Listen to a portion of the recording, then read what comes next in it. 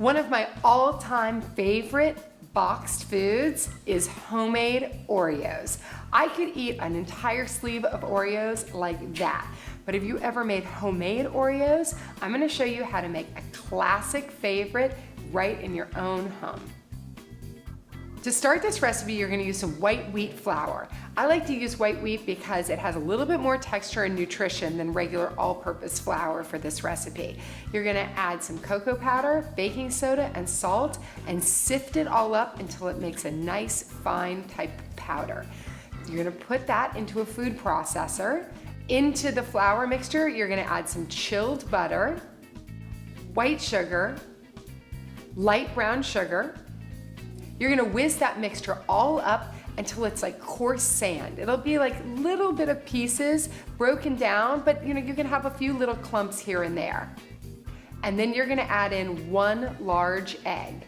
Whiz that mixture up until it starts to really combine. It might not necessarily go into a ball, but you wanna see that it's cohesive.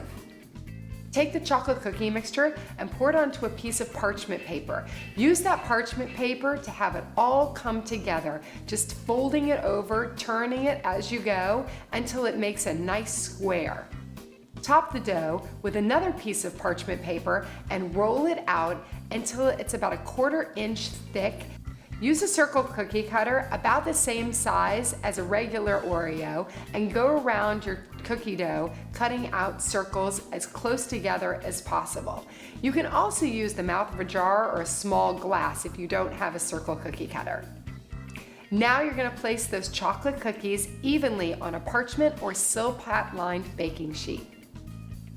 Once you have 24 cookies on a baking sheet, you're gonna put them into a 350-degree oven and you're gonna bake them for about 12 to 15 minutes. While the cookies are baking, you wanna make that nice, delicious filling. In a standing mixture, you're gonna add some vegetable shortening, some butter, and whiz it all up until it's nice and creamy and fluffy, about 1 minute on the highest setting of your standing mixer. If you don't have a standing mixer, you can also use a hand mixer. Now you're gonna put in some powdered sugar till it's all combined and nice and fluffy. When the cookies come out of the oven, put them on a baking rack to make sure they cool completely before icing them.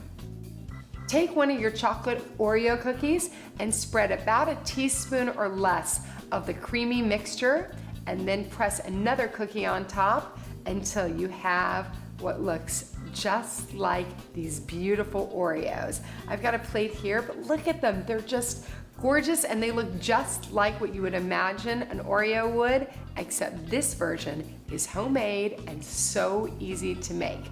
For more fast, fresh, and easy recipes like this and more, check out Weelicious.com. Don't forget to subscribe. Leave a comment below telling me what was your favorite boxed recipe when you were a kid. I'm gonna be remaking all of these homemade versions over the next few months, so don't forget to keep watching every Tuesday when I give you a new recipe just like these homemade Oreos.